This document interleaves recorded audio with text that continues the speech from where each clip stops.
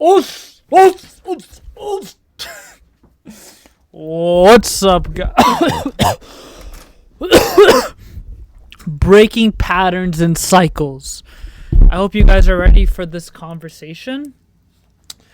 You guys are going to be amazed with how much progress you're going to make through this 15-minute video.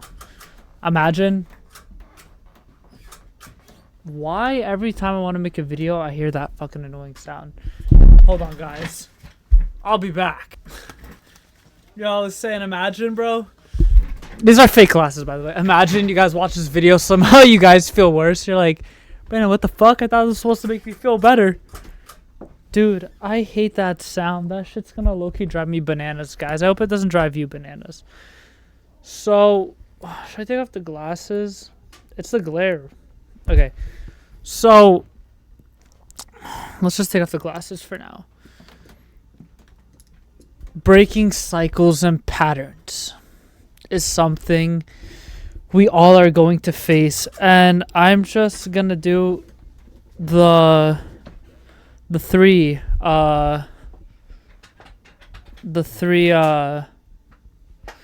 patterns, obvious patterns that everyone needs to break.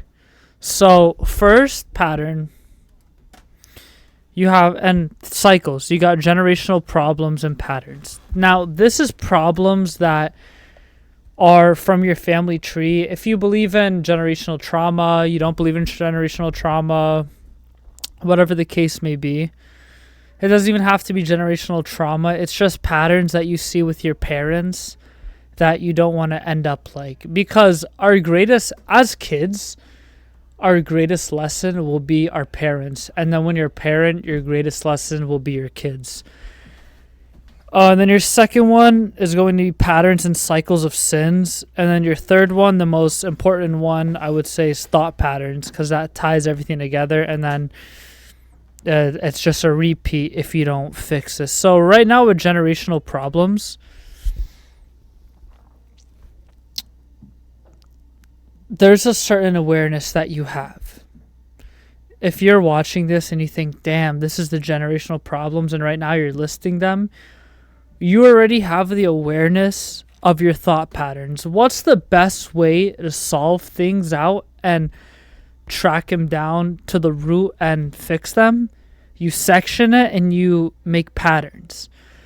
If you could catch the patterns, so generational problems, we're going to use this example. Your family, ever since you were a kid, it's been a broken house. Your parents got divorced. Your parents were never open. Let's say your parents have toxic traits. They can't talk to each other properly. Their communication sucks. This, and that. What you have to do in that case, you can't fix your parents. I want to break this to you guys. You cannot fix your parents. You could only gently be yourself around your parents. That's the sad truth, right? No one here, and if you can fix your parents, dude, all the power to you. But dude, as your parents get older, they get harder to teach, man. It's like a dog. You have to train a dog when it's little, right? So you can't train a dog when it's 10 years old. It's old man now. It's too late to train the dog.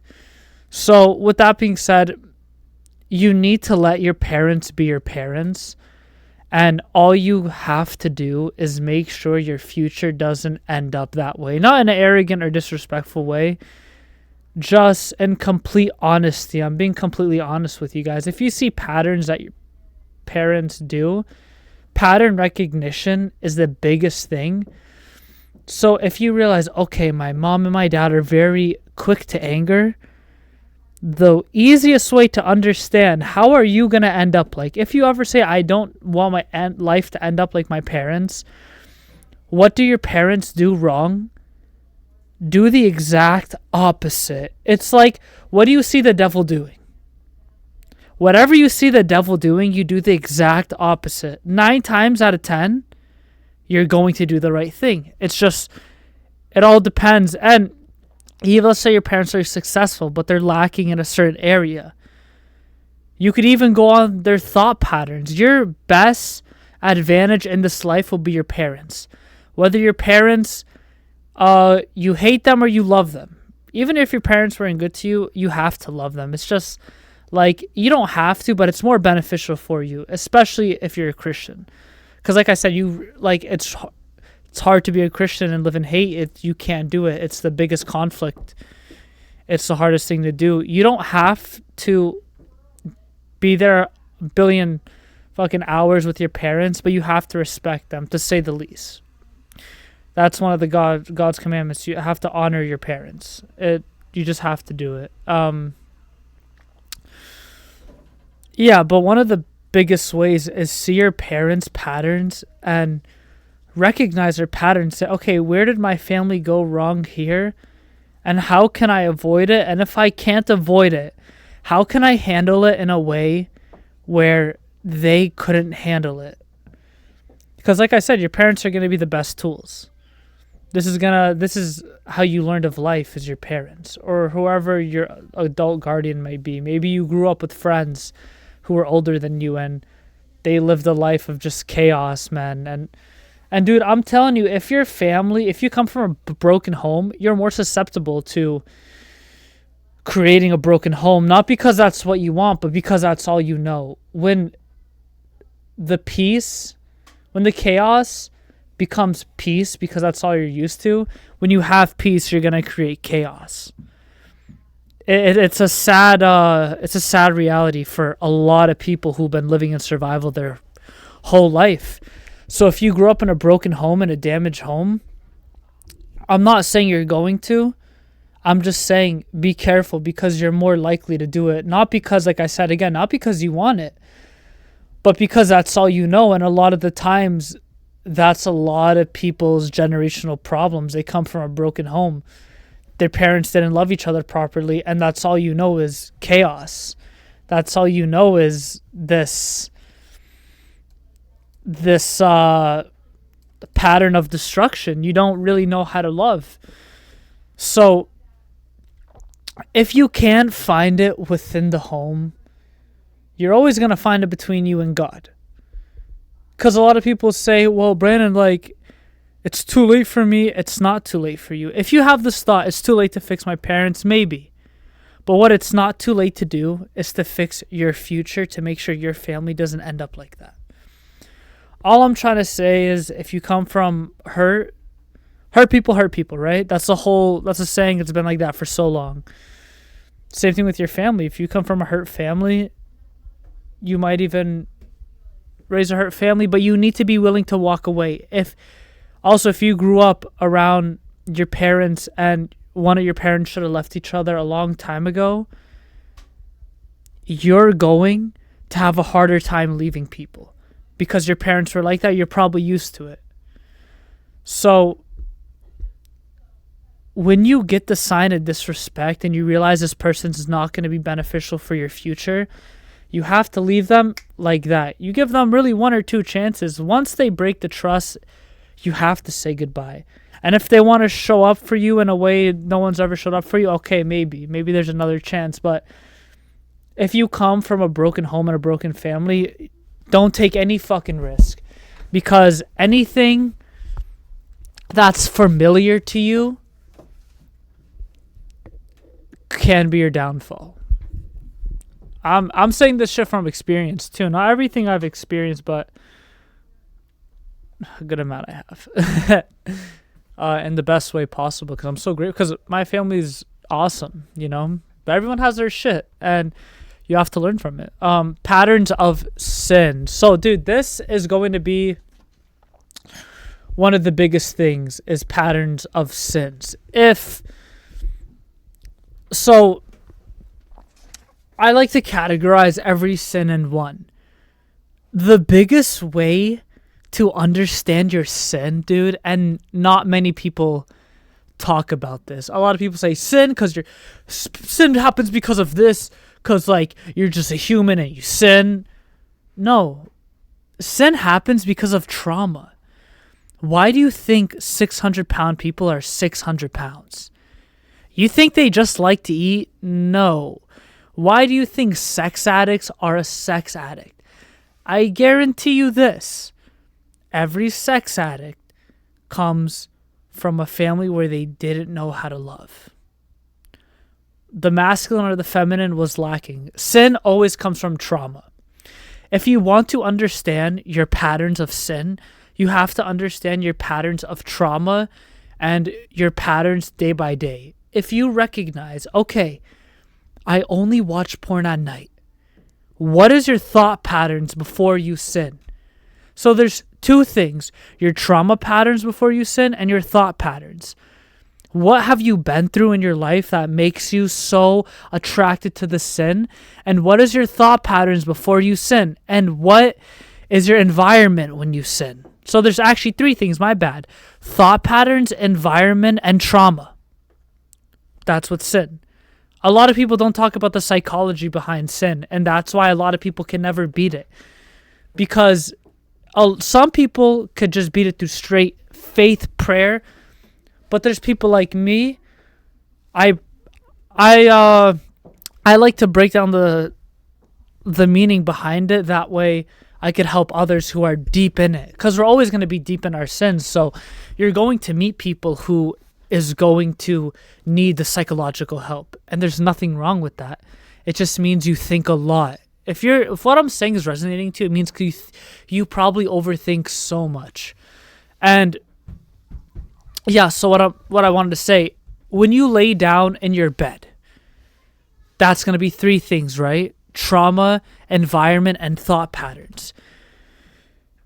You probably,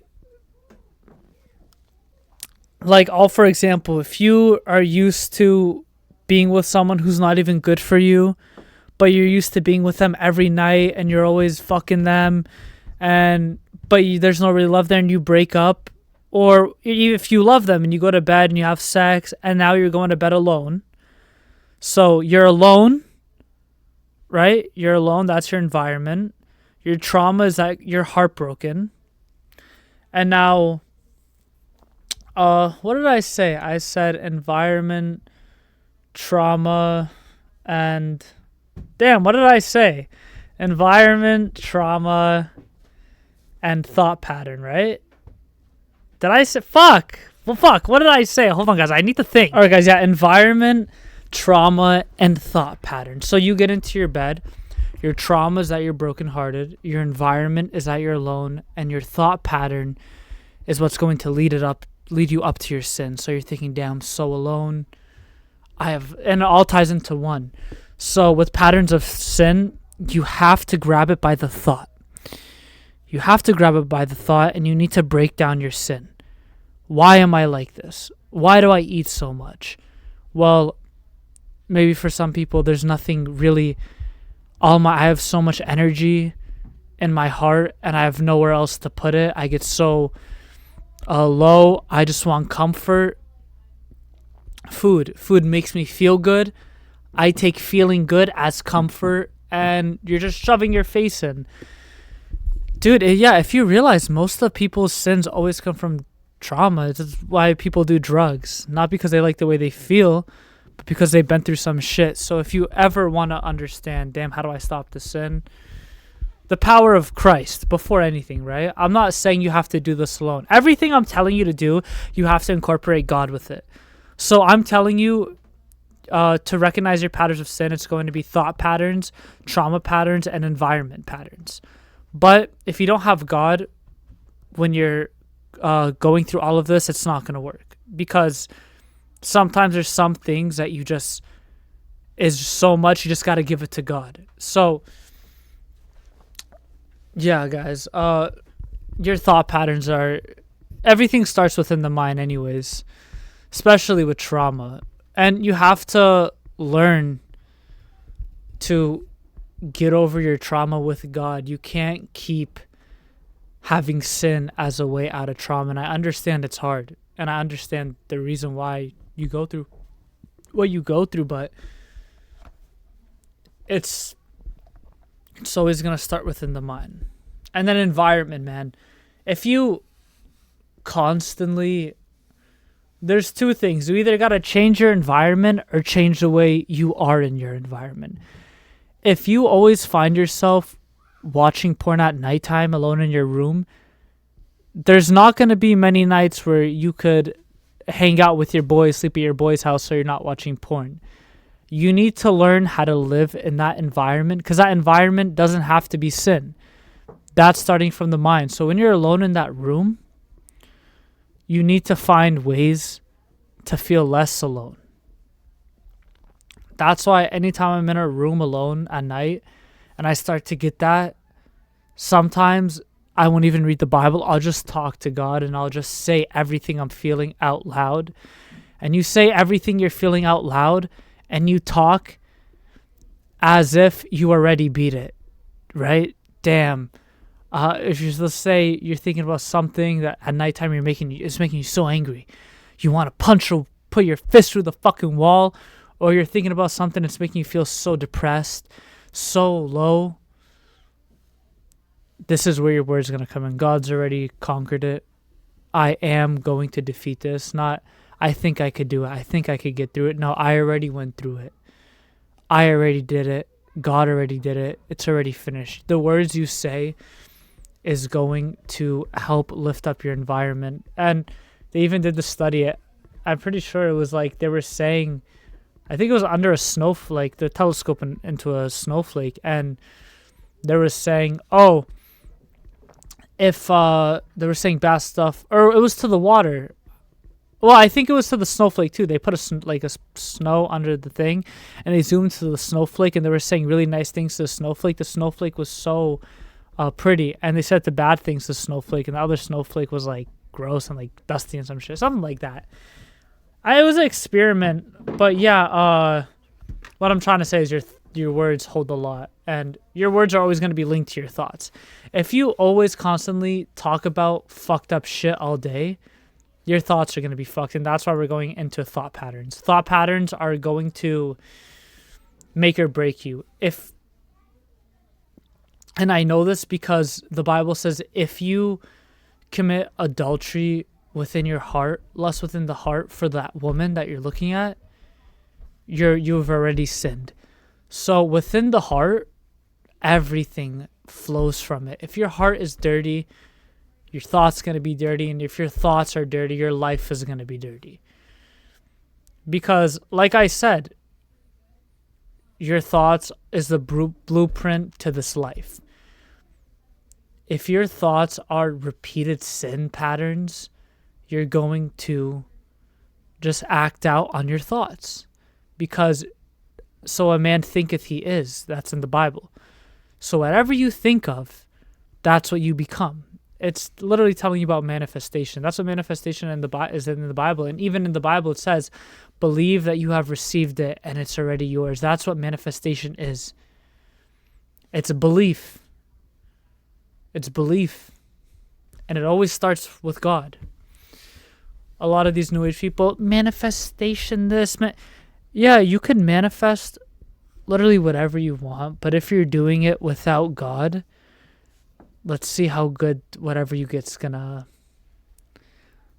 good it's gonna be for you in the long run. If it's not with God, then what is it with? God's not the only one that can give you gifts. I mean, look at all these famous people, dude. They have everything they could have ever wanted. But what do they have to sacrifice for?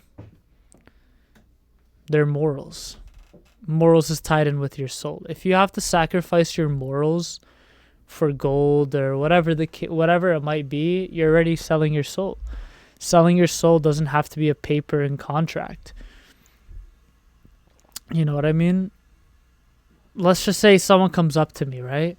And they say, he's a fucking famous fucking producer, I'm retarded. Famous video fucking manager. Yo, Brandon, I love your content, bro.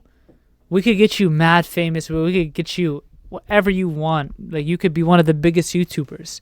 I love your gaming videos, this and that, your reaction videos. But one thing you can't do in this contract is talk about Jesus.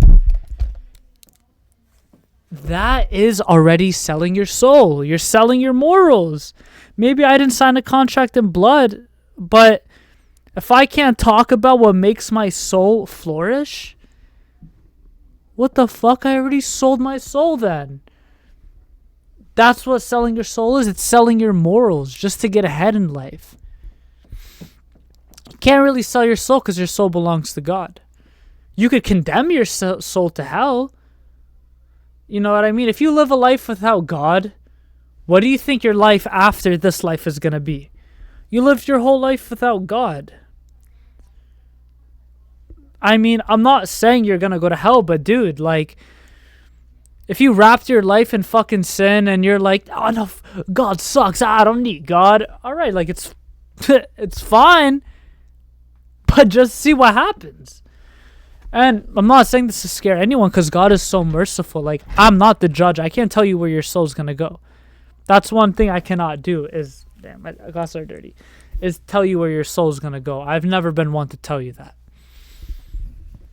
But all I'm saying is, dude, you have the awareness to recognize your patterns now. So guys, for patterns of sin, it's always going to be environment, thought patterns, and trauma patterns.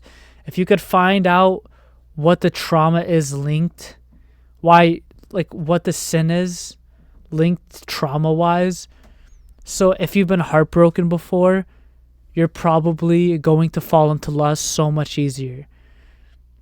If you've been body shamed as a kid, you're probably going to eat even more, and you're probably going to have a harder time with, you want to call it gluttony, right? So trauma is always going to be linked to your sin and your environment. If your environment is corrupting you, you need to change your environment or change the way you think in your environment. And that goes to the third thing, thought patterns. Your thought patterns play the biggest role in patterns of sin. And for generational problems, it's using your parents' mistakes almost as a direction guide. So yeah, guys, I hope but remember, guys, you can't do any of this without God. That's just to make it all clear. And more importantly, you can't do it without Christ. There's a bunch of different gods. There's only one Christ. But yeah, dude, man, you guys got this. You guys will be fine. You guys will literally be fine. You guys just need to take it day by day. I hope you guys enjoyed this video, and I'll see you in the next one.